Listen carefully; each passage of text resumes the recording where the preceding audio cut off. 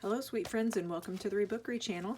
Today we are going to work on using color to convey whatever message you are trying to put in your journal. This is a journal that is just full of junk papers. I wanted it to be messy. I wanted it to have these raw edges just because this is where I'm putting a lot of junk that is in my head. This is a place where I'm able to put a lot of thoughts, feelings, memories that I don't have to literally write them out. So I'm using a lot of symbolism, a lot of the textures, the colors, the pictures, the words, just the paper itself. A lot of it, most of it, is actually there for a meaning, and the only person that knows the meaning is me, which makes this just almost like it's a little secret. The way I did this was I just kind of came up with, okay, here's what I've got in my head. Here's what I need to get out. How can I represent it without being so literal? So like this is one where I feel like this is kind of literal because you can kind of, like you can read my clues and kind of figure out what I'm trying to say here. Some of them are less literal. Some of them are more, like in this one, every single thing in here represents something. And I love how it's all just kind of cryptic. I guess that's the word I'm looking for. I love how I was able to do it, and it's very cryptic. It's not literal. It's not straightforward. And yeah, that means so much to me. This is one where I was trying to emulate the color, even though this photo is really faded. I was trying to emulate the color of my front door from my house when I was growing up. So I used this fabric, and it's a polyester type of a fabric, and that represents that time period. So like there can be all kinds of different representations. One thing you use can represent so many different facets. Once I did this spread, I was like, I just didn't feel good about it. I was like, you know what? I feel like I've revealed too much. So what I did was I went back and I just took some of the text that I had put in and I just colored over it because I was like, I don't want to reveal that much. I want a lot of this to be still a mystery, like I said earlier, cryptic. And so yes, it once I got rid of that extra text, it made so much more sense. Now the colors in this convey a lot of my message. The stickers, each one of these stickers I put down, and I was very intentional because each one of them represented something. Now, I know when you look at this, you may think, okay, this is going to take a lot of time to have to go through and think and overthink every stinking thing I put on a layout. Not necessarily. If you can get into just the mindset of the meaning that you're trying, or the story you're trying to tell, a lot of things will just fall into place. I had this page for a long time and I just didn't like it. There was something wrong with it. I just couldn't do it. And so I just kept adding more paint to it, adding more paint to it. And then I saw this picture right here in the Bambi book and I was like, okay, this is going to help tell the story that I need to tell. And then I had this heart over here, but it was blue. Once I figured out how I wanted to tell this story, I grabbed some glitter, and it just so happened I grabbed black glitter. And I went to put it back, and then I was like, whoa, hold up. That's exactly the color that I need, because that's exactly how my heart feels in this spread here. So this is a journal that I just threw together not too long ago. Again, it's just some recycled artwork that I have. And what I wanted to do was, in this journal, I think I've showed this to you before, I actually used different papers because this journal is kind of like a test pad. This is a journal where I've just got pages of just oh goodness, pages of where I've just tried out different paints and inks and pens. This is just kind of one of those journals where I just seriously just want to try things out. That's all I'm doing here. I do a lot of swatches in here.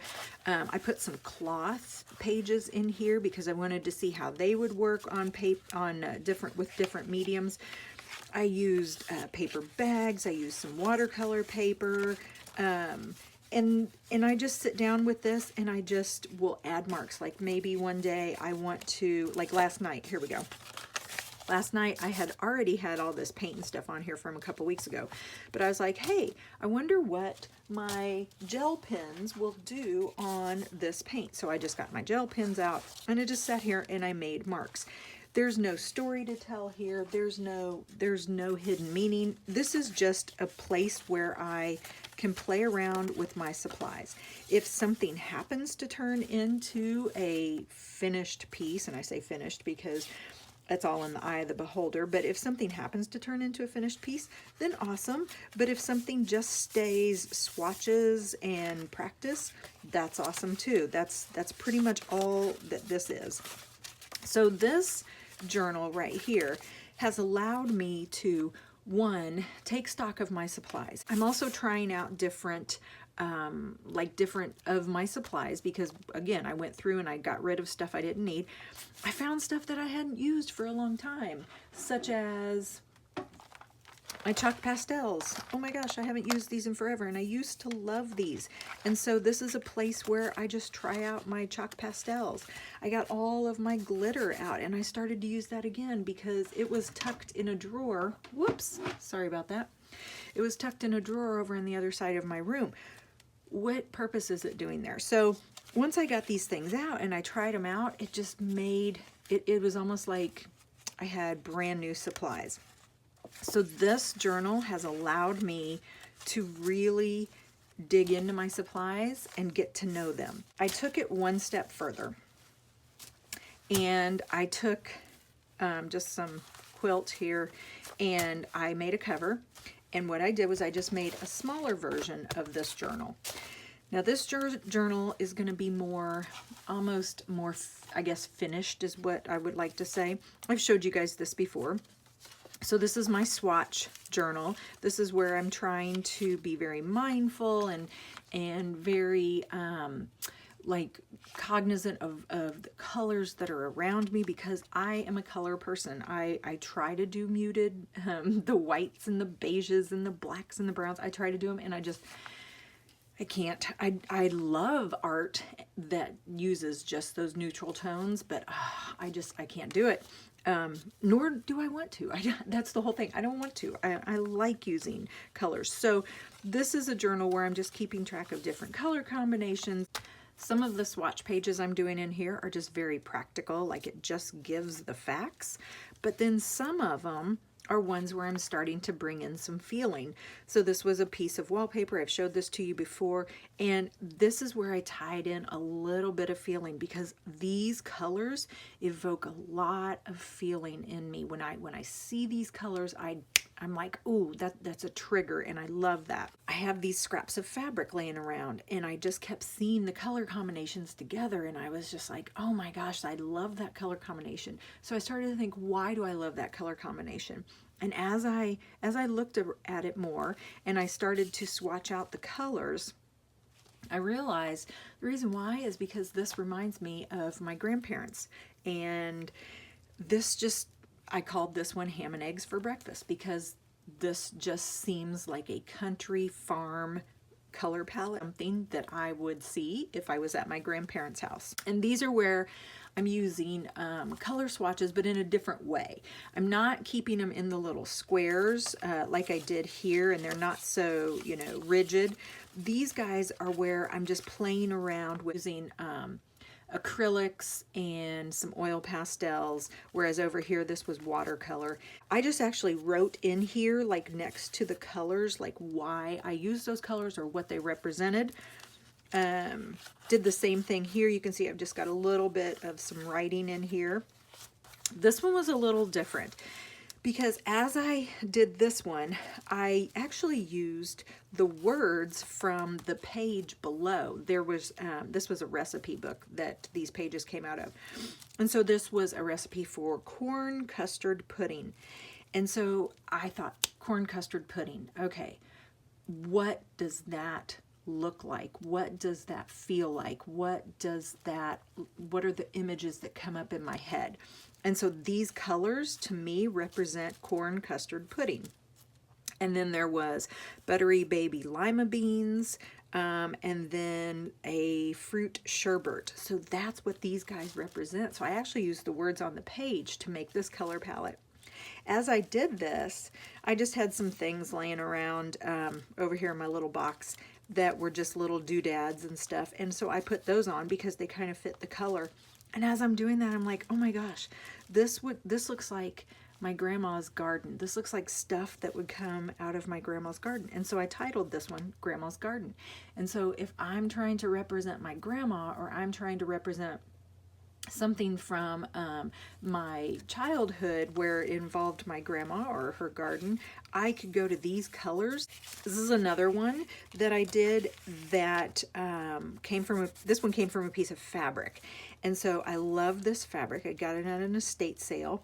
As I got through this, I kept thinking about the day that I got this fabric, and it was just a really fun, cool day. But I titled this one From Helen's Stash, and these colors represent that day. I've got this page right here, and this is where I'm going to put a new little swatch in here, and I'm going to use acrylic today, but I might use some watercolor. I don't know, we'll see. So the first thing is I used some clear gesso on this page. So I'm just using Liquitex clear gesso, and I think I've told you guys before, but it'll have a really gritty texture to it. And my sources that I'm going to use for inspiration is I'm going to go to some fabric. So this was a tablecloth that was sent to me by a wonderful friend, and thank you so much. She sent this to me, and I love it so much that I haven't done anything with it because I don't know, I don't know, it just speaks to me so much. One, because of the colors. This is my jam. These are my colors. This represents me and my growing up. So I haven't done anything to this yet because I can't figure out what I want to do. I think I want to make a journal cover out of it because it's nice and heavy. But this particular pattern must have been very, very popular back then. Well, I know it was very, very popular back then because I actually have a set of sheets that has this exact same pattern. So I'm sure you could like decorate your whole house in it. And then I have a sheet that is a variation of this. And so you can see the greens and the oranges and the yellows. And then in this one, it pulls in some blue. So I think what I'm going to do is I'm going to document this color palette. Now the blue right here, this represents, and this is just my thoughts, but anytime I see a blue like this, that represents me because blue is my color. I love blue. I love dark blue. I love midnight blue. I love turquoise blue. I love baby blue. And so anytime I want to represent me in a journal spread, I always will gravitate towards a blue for whatever reason, and I don't even think about it, I just do it. So I think what I'm going to do is I'm going to try to recreate this palette, and I think I'll pull in a little bit of blue. And I'm going to do it on this piece of journal paper right here. I think it'll probably go across the whole page, and I'm going to speed it up.